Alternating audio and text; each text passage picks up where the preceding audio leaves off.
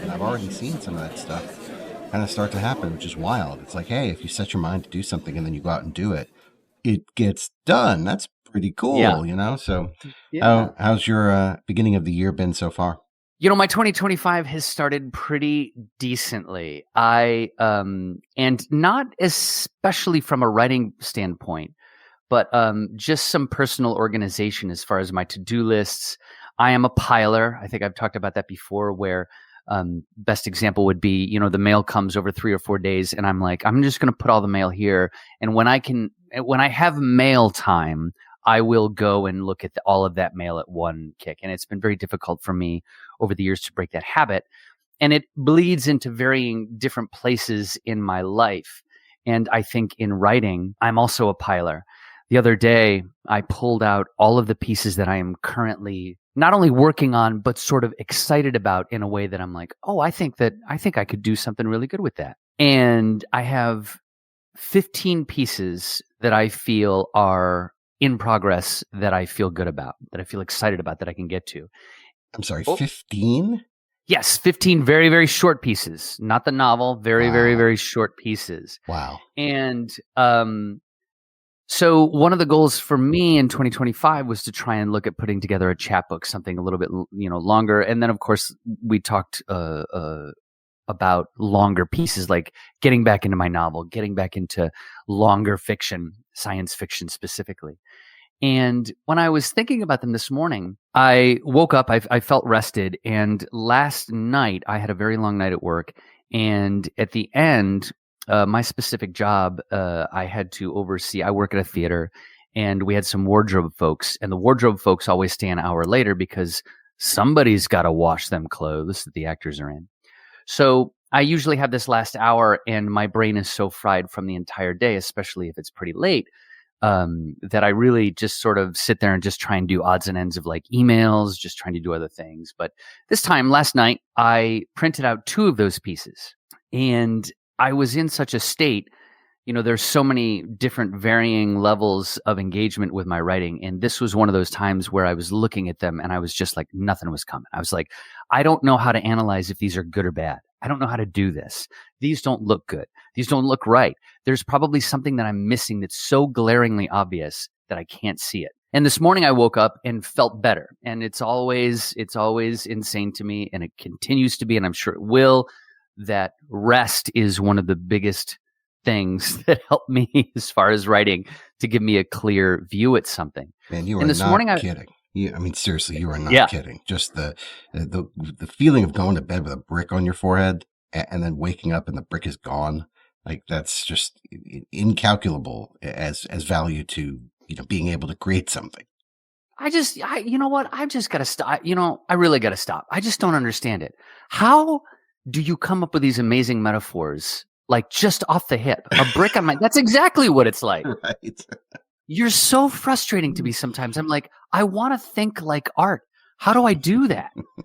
Ugh. Brick on my head. Yes, that's exactly. All right. Anyway.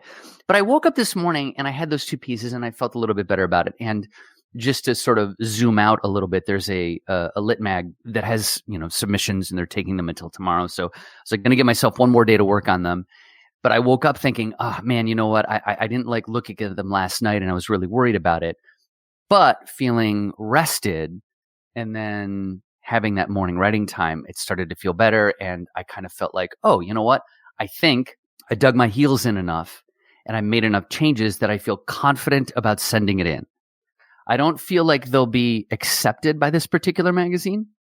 I love the magazine. It's really great. But I don't know if it's that level. But I feel confident enough to say, if this was published, I would be happy with it. I think that this is good. This is doing what I want to do.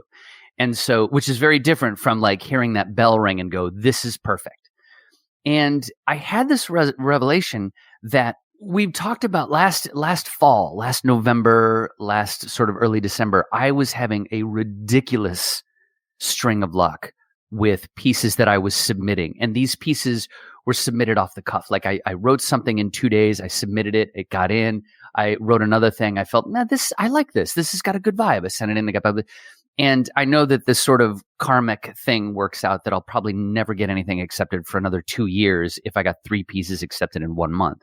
I think that's how that math works out. But I realized this morning that I can't rely on the inspirato or the muse, as we sometimes call it here in the corner booth. I can't rely on the muse. I have to rely on the work. I have to rely on those times where it doesn't work. It's not happening. I can't figure out the metaphor or, how these two characters are working or how the piece is working in general. I'd rather try and get to a point where I'm feeling confident about things through work than waiting for quote unquote inspiration to do the heavy lifting for me, because that's never going to happen. Yeah, there's a writer who spoke at my graduate school, but I think his name was Charlie D'Ambrosio, and I got a chance to meet him. He was a very smart, talented guy. And his metaphor, and so I'm saying all this to say this is not my metaphor, but I love this metaphor, and I think everyone should use it. He said, yeah, sometimes writing is as smooth and easy as rowing a canoe on a lake. Just smooth lake, and you just stroke, and it's just coming out, and it's great. But oftentimes you reach the end of that lake and you have to pick up the canoe and put it on your head and walk it to the next lake. And that's what you're describing. And I'm like, yeah. And at the time, I wish I had taken that to heart. Like, I remember that clearly and intellectually agree, but I never did adopt the whole, well, all right, well, let me pick this thing up and walk it over here. Like, I never did that until recently. And, boy, I wish I had taken that advice sooner, because that's really good advice. Yeah. I mean, how many times have you or I heard, you got to do the work, you got to do the work, you got to do the work, you got to do the work. And I think that while that advice has come to me, it's always difficult to give someone advice. They've got to learn the lesson themselves. And I think it was just, the same way. I wish I had learned this back when I was 25, thinking, no. We've talked about it a lot here before, where I was like, I now have a degree in writing. I should be good at this, and putting that pressure on myself. And so am I happy that I'm sort of starting to finally see that light at 50? Not really, but at least I'm sort of having that that sort of breath with myself to say, oh yeah. So maybe it was good that I had that really ridiculous out of character string of luck with acceptances in November to make me realize, I can see it right now. I can see it now. That one of those pieces that got picked up is going to come out and I'm going to go, ooh, that, Right. Well, I mean, I think you should be encouraged by the amount of introspection that you have and sort of the tempered response, because I could see very easily someone who is sort of egotistical or full of themselves might say, oh, well, I'm just like rattling these things off and people are scooping them up, pearls before swine. Like, let's do this. I can just off the cuff, forever. I've made it. I'm awesome. I don't identify with that at all. But anyway, you don't do that, right? You still have a healthy skepticism. You still have a healthy temperament to your ego. And I think that is very commendable. Yeah. You mean imposter syndrome? Right. Whatever works, man. But that's the right approach. Like, your best work, I hope, is ahead of you. And the more you work, the more we'll see if that's true or not. But like you don't know until you do it. And so I think, that's a great point of view, and one that I am adopting now. I think this whole exercise of us doing this podcast and me kind of going back in time and trying to really uncover why what I thought would have been easier success really didn't come is because my ego got in the way. And so now I have a much different point of view, to the point where I have grown my readership, or my beta readership, to 9 new people. It's 10 total now, but 9 new people. And I've gotten feedback from like half of them on the last couple of stories that I felt were really ready to go out. And some of them I had already sent out. So it's very interesting to see what people say, because largely it is very, very positive, flattering feedback.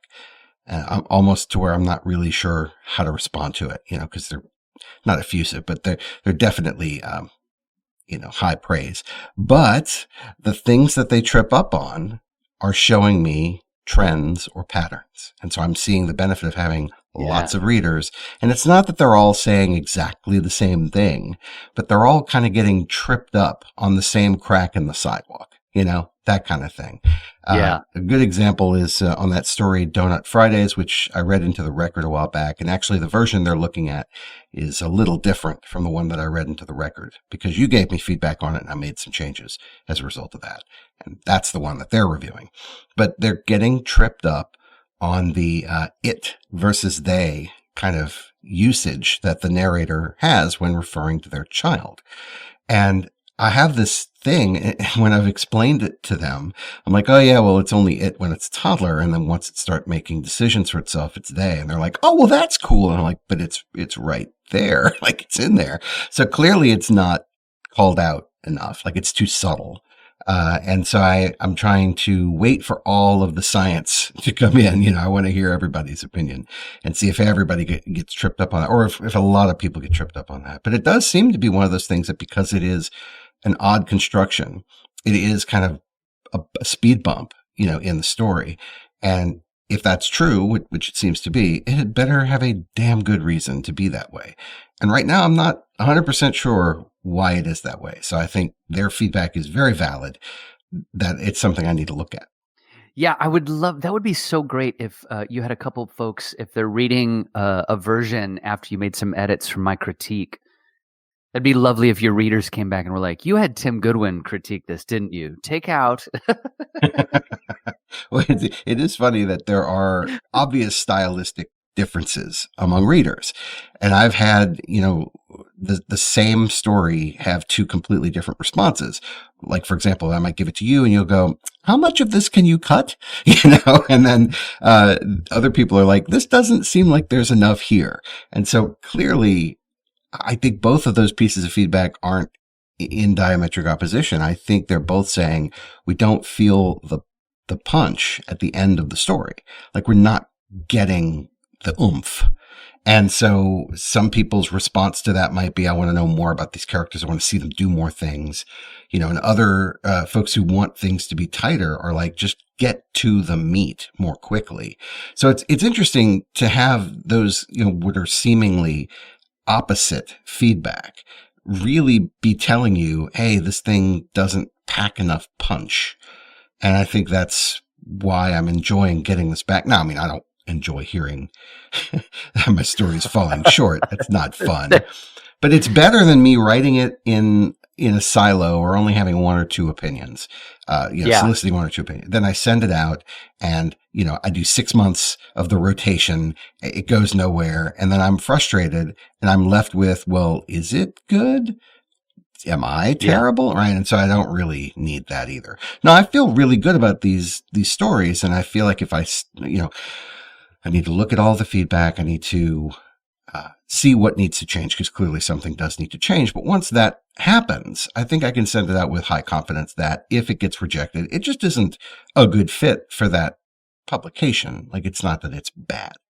And that's all I really want. I am still trying to get myself into that beta reader circle, to the point where the other day on Blue Sky, I had replied to a post by a specific literary magazine, and the reply before mine was talking about writing and having a couple pieces, and the publication responded to that comment before mine. Hey, let us know if you need any beta readers.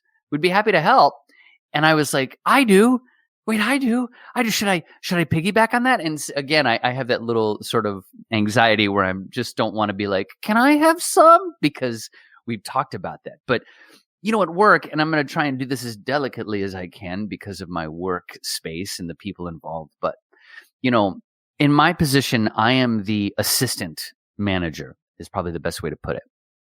And for a while now, for a couple months, we haven't had a supervisor, someone above me, who is much more the position is a much more general knowledge base of the job of the place. I work in the theater, so they are more of a technical supervisor that knows the ins and outs. How do you plug the bulb? How do you make it work? How does the sound work? What is going on with the frequency with the microphone? I am more of the HR person. And for the past couple months, we haven't had that technical supervisor position. So I've been filling that role. And in trying to get the folks that work for us to work more efficiently, I don't have as clear a knowledge base. So I'm just feeling like I'm giving them one critique of how to do the work more efficiently, faster, more so that we're having fun, et cetera, et cetera, et cetera. And we just finally hired someone who is in the position above me.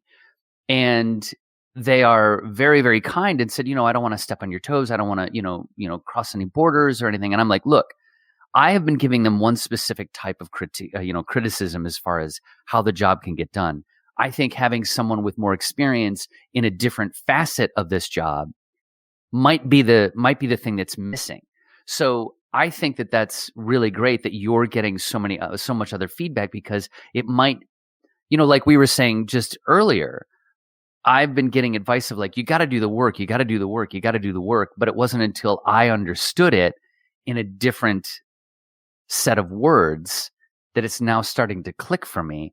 Maybe that's what it is with beta readers. Having more are just different perspectives. And maybe they'll finally say the thing that you've needed to hear in the right words, because it's coming from a different perspective. Yeah. And I think that's a great point. And I think it's also healthy to recognize that people have different tastes and want different things out of their fiction. Some people come to fiction really wanting to escape into a magical, place that doesn't exist. Other people really want to see the real world represented in front of them in a way that makes sense.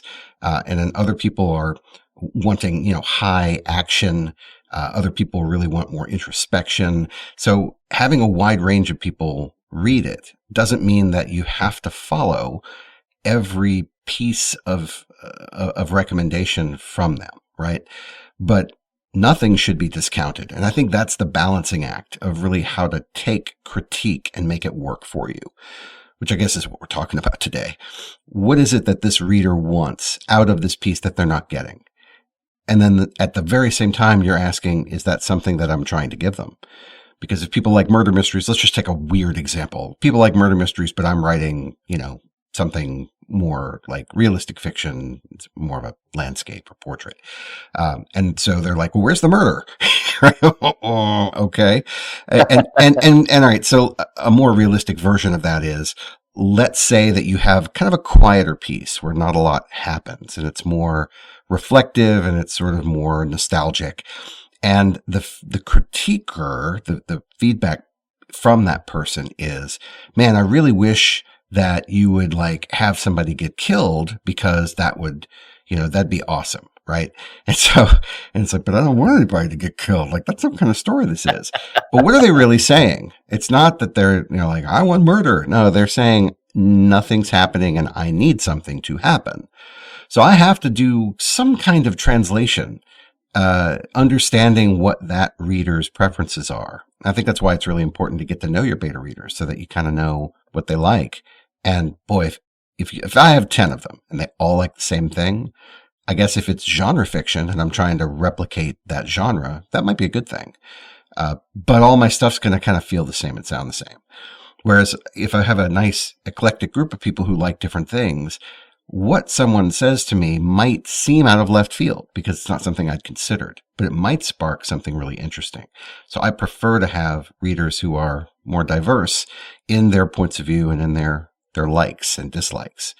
So that's kind of where I'm coming at it from. But I think you do have to have some kind of filtration. Like, for example, if I took a story and a person A said, I really wish there were a murder in there. And so then I insert a murder. And then a person B comes back with, I really like how they quietly contemplate life at the top of the hill. And then you're like, oh, damn, I just put a murder in there. Like, what do I do? So it's really important to me to get all of it first and kind of look at it holistically and go, if 1 out of 10 people wants there to be some, Dateline-esque storyline, and I don't want that, then I'm just going to set that aside and tell that person, thank you so much. I really appreciate your feedback, and then do something else, but I can't implement everything that everybody says. I mean, what kind of a ransom note would that be if I tried to make it everything, Yeah. I'm just, maybe the character could be, contemplating life on the top of the hill, having just murdered someone at the bottom of the hill. Anyway. Yes, and that's you. I like that. No, but for realistically, if the feedback makes you fundamentally change your story, that's not necessarily a bad thing. But I think what I'm saying is I don't want to feel pressure to try to please all of the people giving me feedback as a thank you for reading the story. Like, that's not helping. So it's my story. I have to be responsible for it. And I appreciate people reading it and giving me the feedback on it, but it's still mine. And I've got to make it something that I want, not what they want. Yeah, having that feedback is so difficult because I'm always afraid that the feedback is essentially, you need to do more work. And that's the fear that I have to get over. Having beta readers that tell me, you do need to do a little bit more work. This needs work. You need work. You need work. I just want beta readers that are going to come back to me and say, yeah, sure. So maybe I just need to do that thing. Maybe I should go the whole opposite way. Instead of getting constructive criticism, I'll send it to my mom and my dad, and they'll just say it's great. And then, live in that happy buzz for the rest of my writing career. Well, I mean, you're publishing a lot more than I am, so maybe there's something to that. Who knows? But, it just depends on what you want, right? Like, I know you said in a previous episode that you wanted to start writing longer pieces. So once you have something longer, it would be nice to give it to people who maybe aren't familiar with your shorter work, because they may actually try to steer it back towards, the middle of the fairway, Tim Goodwin that they're used to. Oh man, this seems kind of long. What can you cut? Right. And it's like, no, we're doing something different now. Yeah. Tim, you constantly tell us that this would be a one poop story because it's only 100 words long. I can't sit on the toilet for this long to read your shit. Hey, a quick sidebar. I went to Chicago for a day trip with my daughter this week, and we went to the American Writers Museum in Chicago, which is something I didn't even know existed until this week. And it is phenomenal. It is so much fun. We regretted only having an hour or so to kind of walk through it because we were flying out that evening and we were looking for a fun activity to kind of fill up 60 to 90 minutes. And man, we could have started the day there and spent the whole day. It's so interactive. They have basically everything there. You can turn, press. There's games you can play. Oh. There are typewriters. They have real deal typewriters that you can sit down and write on, and they'll put those up on the wall, like whatever you write, they kind of tack it up on the wall. And so you can read through what other people have written. But the reason I brought this up, there's a machine towards the end of the museum where you can press a button 1 minute, 3 minute, or 5 minute. And it will print on receipt paper, essentially, a story that will take you 1 minute, 3 minutes, or 5 minutes to read from a notable author. And I'm like, oh, this is amazing. I press 3 minutes and I get a Hemingway story. And I'm like, oh, this is awesome. Oh, wow. Yeah, I know. It's so cool. If anybody's in the Chicago area or plans to go there at any point, do yourself a solid. Go to the American Writers Museum. This is an unpaid solicitation. This is just my opinion. It's awesome. Yeah, do yourself a favor. Speaking of having someone tell you stories, I know personally that I can't wait for people to get over this AI phase. But the other night, every now and then, I try to have conversations with Siri in different ways on my iPhone. And every now and then I like to pull out the trick of, hey, Siri, intergalactic planetary, and have Siri recite that entire Beastie Boys song. The other night I was coming home and I asked Siri to tell me a story, and she told me a story. It was the weirdest mishmash of, I don't know what was going on in it, but it ended by the time I got to my house. I'd just come off the subway and was walking home, and it is a trip. It is like, it was horrible. It was horrible. It was horrible. It was Siri. I don't know what she was pulling from. It was craziness. But yeah, if you ever want to try that, if you're feeling like, you know what, I've had a lot of rejections, I don't really know what I can do. I do know a worse writer, and we can definitely name that writer because she's made up of ones and zeros. No disrespect, Siri. Now the phone's listening to me, and she's going to be like, oh, yeah. Oh, you want to go here? Why don't you take a right? Yes, Siri's plotting your demise as we speak. Okay, it'll be 7 years from now. She'll take you off a cliff, Thelma and Louise style. It's gonna be great. That's right. That's right. Here lies Tim Goodwin. Yes, she'll be the one holding my hand in the car. It's funny, the AI thing, it's never gone away. Unfortunately, that genie's out of the bottle. But there is one called Claude, I believe, that is better. And really, at this stage, and I'm oversimplifying, but they're kind of like, these large language models are kind of like Mad Libs, where they're just pulling, they're pulling information, but they're pulling it into a format or a formula that they've seen repeated over and over again. So like these AI models don't know what they are doing. And that's why they can hallucinate, where they make stuff up. But that's what they call it. They call it hallucinating, and it just makes things up. But yeah, so they aren't smart. They don't know what they're doing, but it appears that way because they have such a large database that they can pull from, that more often than not, and really at this point, it's more like 80 to 90% from what I'm reading, is that they're hitting the right answers so often that you're just like, okay, cool, it knows. But it's not actually doing any reasoning or thinking. I've started tinkering in my reading with this kind of super intelligence thing. I don't know anything about it. I'm not going to pretend to be a person who knows. But I think that's the next evolution of AI, where it's not just a Mad Lib that gives you really good output, but it's not thinking. I think the super intelligence is where it's actually reasoning and not just making decisions based on an if-then kind of set of circumstances, but where it's actually creating the if-then for itself. And that's where we get Skynet and all the other fun from Terminator and whatnot. Yeah. I don't mind if that happens in my vacuum cleaner. Can't we stop at vacuum cleaners? Because they would be relatively easy to fight back against. But traffic signals, I don't know. Anyway, I do like the idea that you, is that really the technical term, is hallucinating? Because, yeah, that is a great way to put it. It was like the story that Siri told me was like she was on an ayahuasca trip. She was like in the second hour of it too. Like it was fever dream. Oh, wow. Yeah, no, that is the correct term, is hallucinate, when an AI makes up something that's false, but it's asserting it as if it is true. So it can do that. And so the disclaimer on current large language models is you have to check. Like whatever it tells you, you have to check. And so I'm like, well, then why are you letting it tell me this if I have to check it?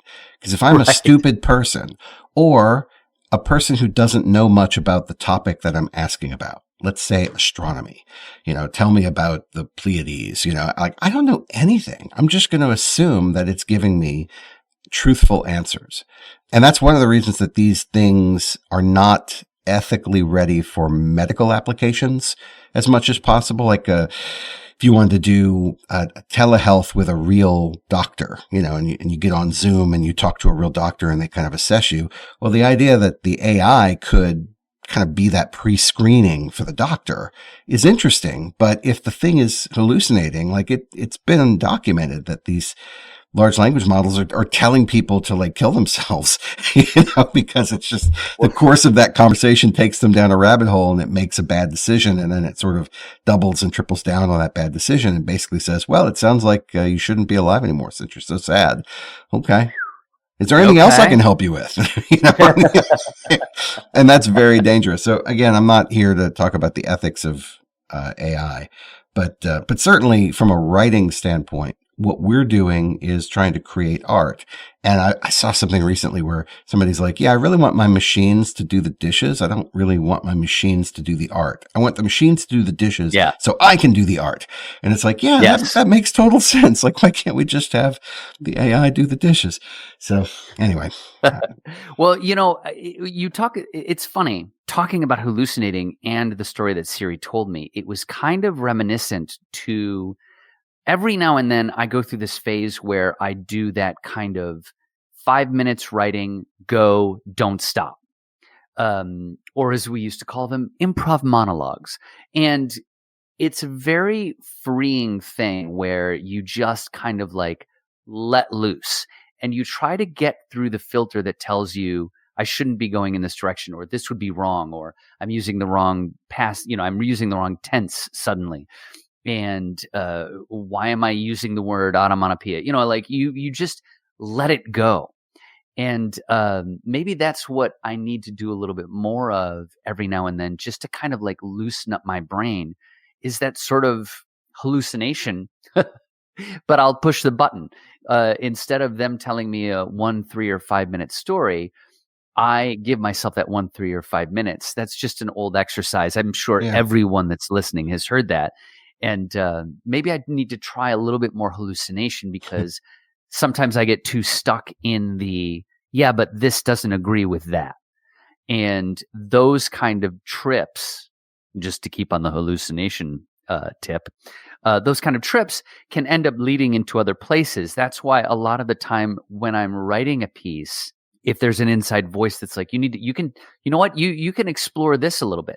We've talked about it before a couple seasons ago, that idea, there's an improv game of advance and expand, where you're advancing the plot, or you get told to take a specific moment that you just encountered and expand on that moment emotionally or intellectually or philosophically. And talking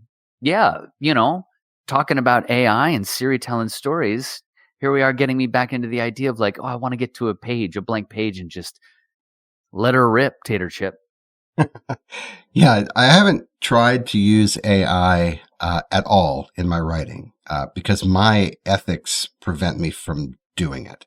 But I see that it could be appealing to some writers to use as a starting point. So, some writers might want to go to an AI and say, Claude, tell me a story about a woman on the run from the law. And it spits out whatever. Now, that could be a story prompt, and you read through that and go, oh, that's interesting, but I think I would want to do it this other way. And then you go write your own story. But my ethics prevent me from doing that for this reason. Claude knows about that other story that it told you because a person wrote it, and Claude scraped it from the internet, probably without the consent of the original author. And so that's why I cannot use AI. The only reason I know as much about it as I do is that I was really curious about using it as a conversation bot with my autistic son. And we settled on no because of the hallucination possibility. Like, I can't have him being fed garbage by accident.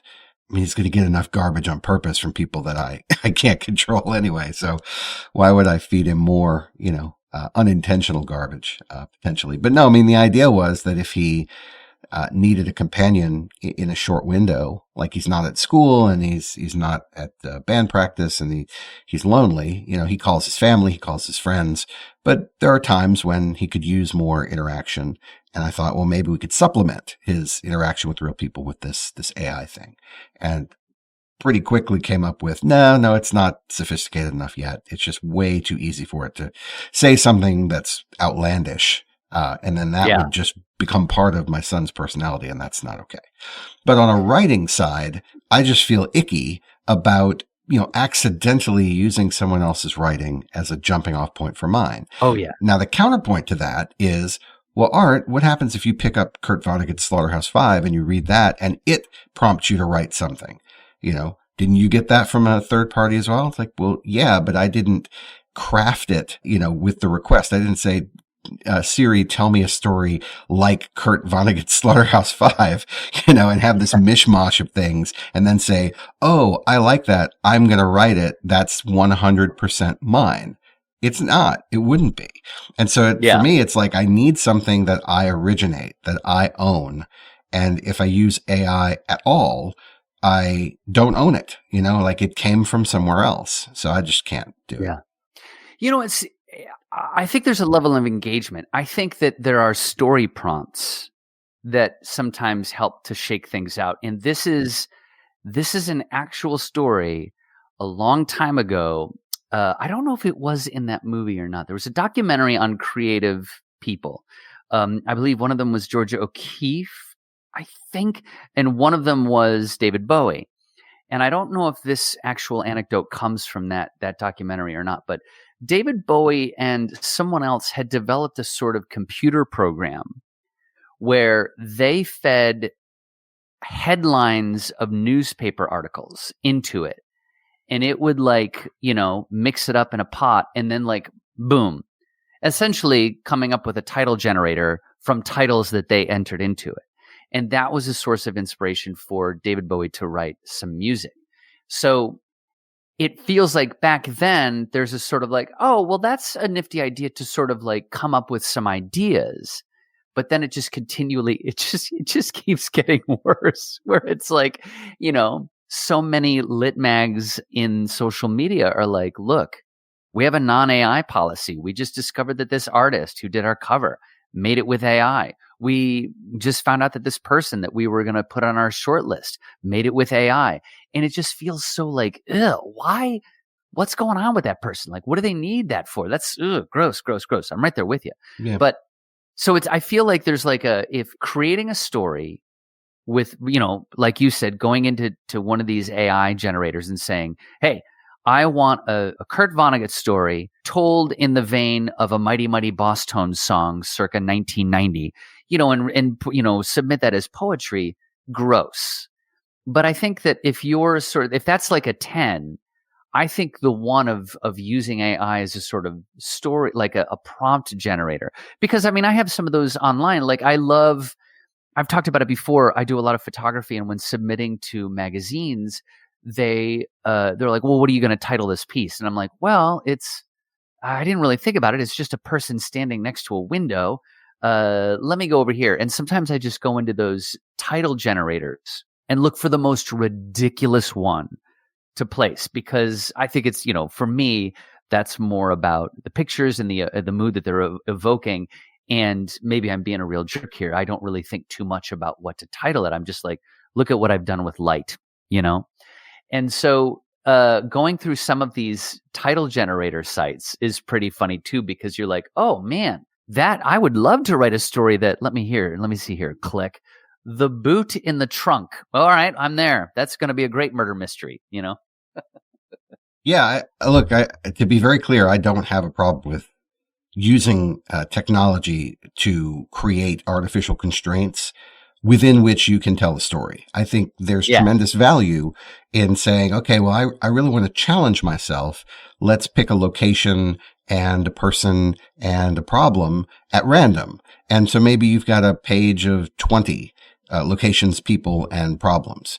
And then you just roll a D20 on each of those charts, and you get, I have a hermit in the hills who needs to pay his taxes. Okay, go. And you're like, all right. Gosh, I'd never thought about telling a story like that, but okay, how would I tell that? I think that's great. I love story prompt engines. And if you can use AI for that, maybe that's okay. I know there are tools that do that. And the risk, I think, with AI is that it will just pull something that already exists. So if you do tell me a story about a star-crossed lovers, right? And it spits out Romeo and Juliet, or it spits out Great Gatsby. And you're like, oh yeah, I should write that. I'll just, I'll reskin it for modern times. And there you go. It's like, come on, man. Really, you didn't originate that at all. Yeah. So that's all I'm saying is that I love the idea of constraints, because you really can get new shapes of fiction and do things that you hadn't expected. And you can get a kind of a crackling liveliness about your work if you put some constraints on it. But I think the risk for me, and again, that's why I'm not going to use AI, and I'm really going to encourage everybody out there to not use it in this manner, because you don't want to accidentally pick up story elements from other people, especially if they haven't given their consent for the model to scrape it to begin with, and then base your story on somebody else's stolen IP. I don't want to do that. Yeah. No. And we there's so much talk of AI because, of course, it's in the culture now. Everybody's talking about it, but it's so easy to forget that there are so many other places to get ideas, and it's just from getting up and walking around. It's just from an interaction at work. It's just from saying yes to a situation that you would normally say no to. See how I threw that improv thing in there? It's for example, I wouldn't mind when we finish this conversation, going to write about a guy at the top of a hill who committed a murder at the bottom of it. That's actually pretty cool. And again, AI didn't give you that at all. You did. The art AI. I put the art in artificial intelligence. Yes. I tell you what, let's put a bow on this silly conversation. I think we've both pledged not to use AI in that manner, but I do like the idea of using constraints. And I want to try to find more tools that'll let me do that. But I know we had talked in an earlier episode about gamifying the writing process and how you had been introduced to kind of a Star Trek solo system. And that's kind of what it is. You're rolling dice to create constraints, and then you tell the story within those constraints. So, I mean, I see a ton of value in that, especially if you're doing things that are short, because you can probably bang them out pretty quickly. So, yeah, I mean, give that a go and let me know what you think.